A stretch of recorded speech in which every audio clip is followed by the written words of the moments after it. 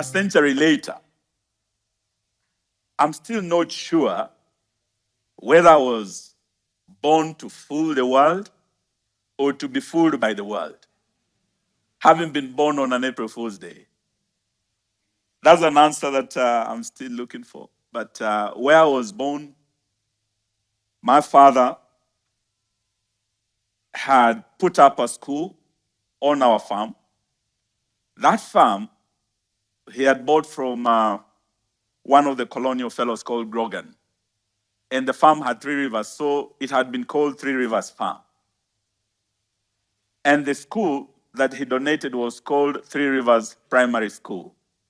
But during that period, that was at independence, during Africanization, they changed the names and gave the farm a Luya name. Then gave the school another Luya name.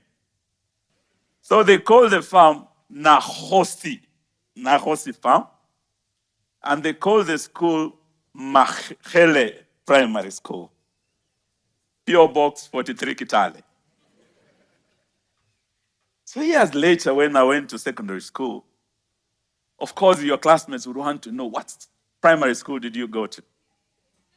One thing I do remember going to this school, my parents were very particular about one thing, that all the children born in that locality, whether they were the children of Senator Wamalwa or the children of the milkman or the children of the driver or the children of the cook or any workers or any teacher, all the children would go to the same school. And our father made sure that you will not be treated in any special way, and you will work hard to realize your God-given potential without any special treatment or preferential treatment. So you work hard like anyone else. So growing up, one thing that one thing I really value about growing up on the farm, just a simple boy in the village, going to the river, taking the cows to the river, doing the traditional thing of circumcision, and growing up with all the boys hunting, was that you must respect your fellow human beings. You are all equal before God's eyes, and you are not any special from the other human being next to you. So the issue of respect for other people, the humility and the dignity of every human being you meet is very, very important. That's one lesson we drew from the village as we were growing up, together with all the children that we grew up in that village. Then I met a gentleman who came when I was just about 4 years old.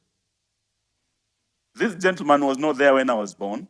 He had gone to the Queen's land to learn the Queen's language, to become the Queen's counsel, a lawyer.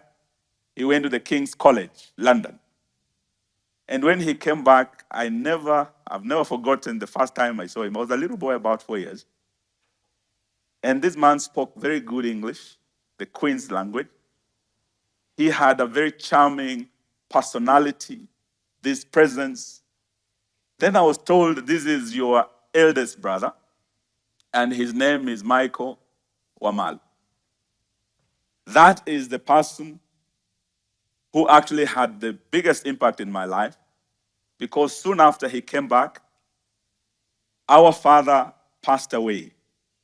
So he became like our father, our mentor, and he raised us all together. We were 22 of us. Senator Wamalwa was a very strong man. He had 5 wives. For the record, I have only 1 wife. So these 5 wives, all of them lost their husband. My mother was a primary school teacher, and you can imagine the small salary that the primary school teacher had then. Up to now, they don't have enough. I think they are still striking up to now. So those days were worse.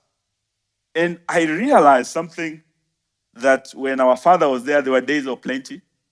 But after he died, children surviving on a small payslip of a primary school teacher was not an easy thing. And that is when I appreciated my mother. She struggled. But our brother came in and now took over. Going through his political life, he tried going into parliament the first time in 1974, he lost. He came back 1979, he won. Then he entered opposition politics, and there were very rough days. There were days he was threatened. There were days that attempts were made on his life. One thing I learned from him was to stand your ground, not to give in to threats, but to stand for what you believe in, no matter what the risk. And this was a time that a lot of assassinations took place, a lot of threats. The other thing that I saw from him was that people will put you down. People will call you names. And you must never allow that to get to you or to undo who you really are. Because names he was called. I remember there was one funeral where insults were hurled at him. So I was wondering, how was he going to respond? Then he said, there was an old lady who came out, because those days houses did not have a ensuite. So you had to go out at night to do what you must. So when this lady went out, it was very cold and the cold hit her. So she said, my goodness, how do night runners survive this cold? But next to her, unknown to her, there was a night runner who had been running around her house. Then the way she spoke, she was speaking to herself, but the night runner just, responded, unknowing, because he was hiding. But she asked a question. Then he said, but we are used to the cold. So the lady took off, went back. So when insults were being hurled, he said, oh, by the way, you can hurl all the insults you have, but we are used to it. So you grow a thick skin. But that is for politics. But even in your lives, I'm sure you have passed through this. People want to put you down. People want to call you whatever you are not. And I have, learning from my brother, been able to grow a thick skin because the kind of insults I have received, I have learned how to just shut them out because they do not determine who you are. You know who you are. So it should not be them to dictate to you who you are. We went through this experience with him, and eventually, when he passed on, I was a lawyer from Mahele Primary, PO Box 43. I went to Chewet High School. That was his school, by the way. And the guy was brilliant. He had set a record of 6 points, first division. So here I am trying to break that record. And I failed miserably, I must say. I fell very short. I came as second division. But then he wanted to take me to Strathmore School. That was his school. After Chewet, he went to Strathmore and won a scholarship. He was so brilliant. That's how he went to England, King's College. I was called to a school called Gendia High School in the Bay Area, those of you who know Homer Bay. And to me, that is when I discovered myself.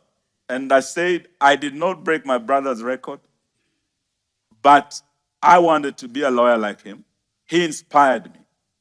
And I worked very hard at Gendia High School to set a new record that is yet to be broken of 17 points out of 18. And I went to the university.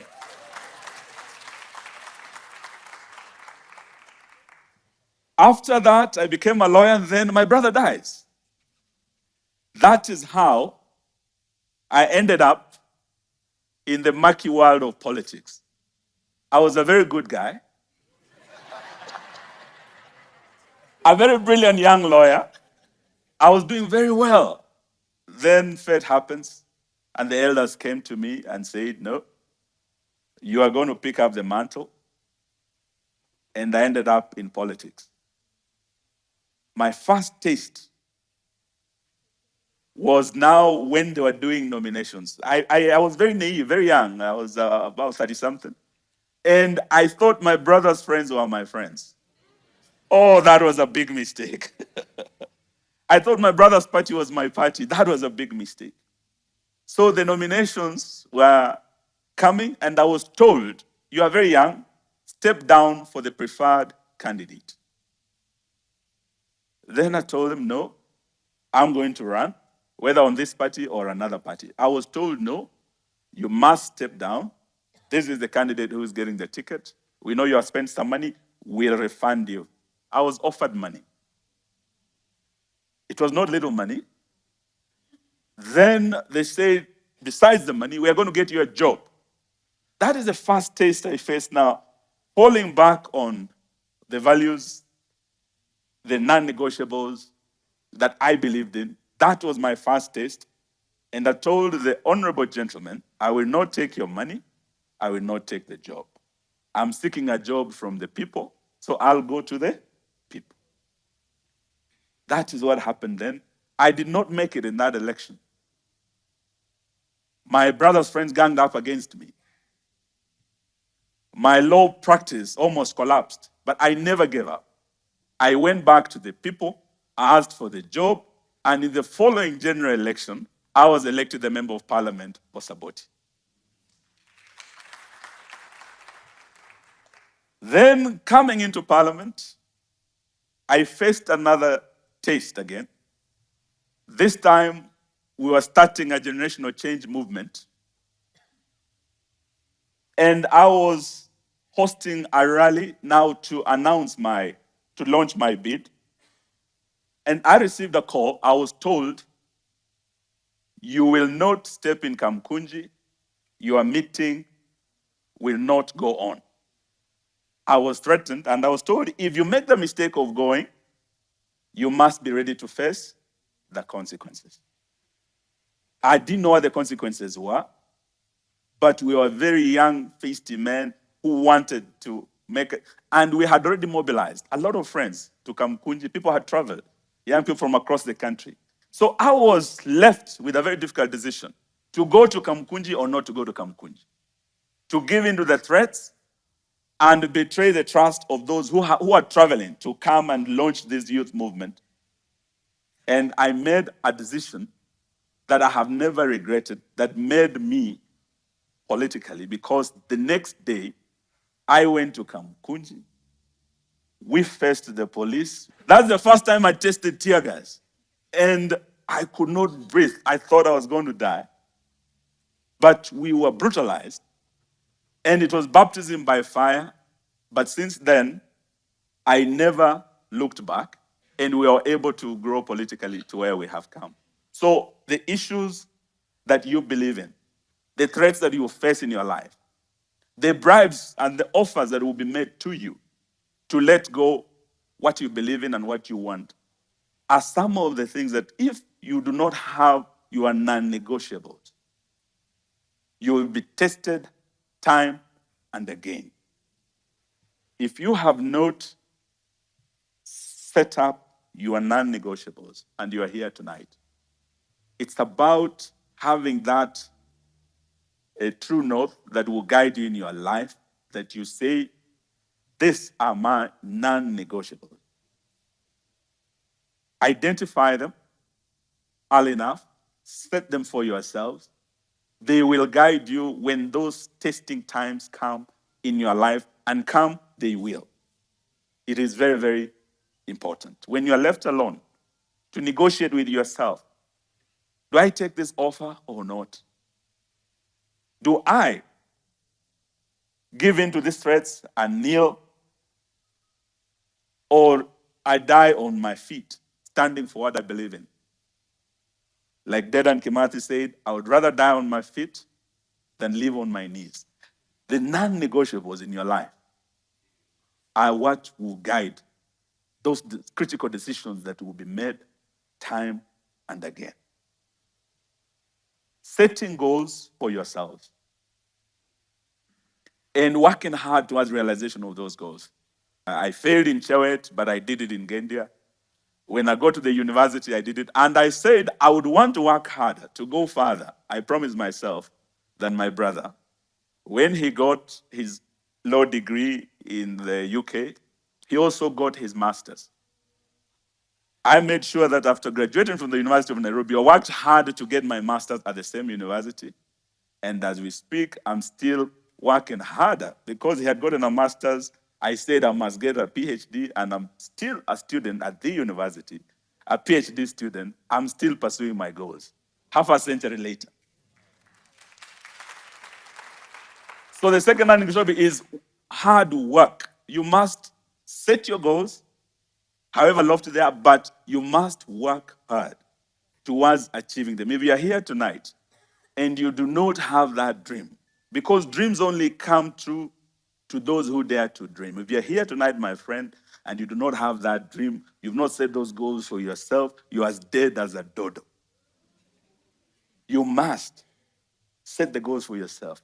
Dream, particularly for the young people, and I've seen wonderful, talented young people. Please dream and keep dreaming and keep working hard towards realization of your dreams.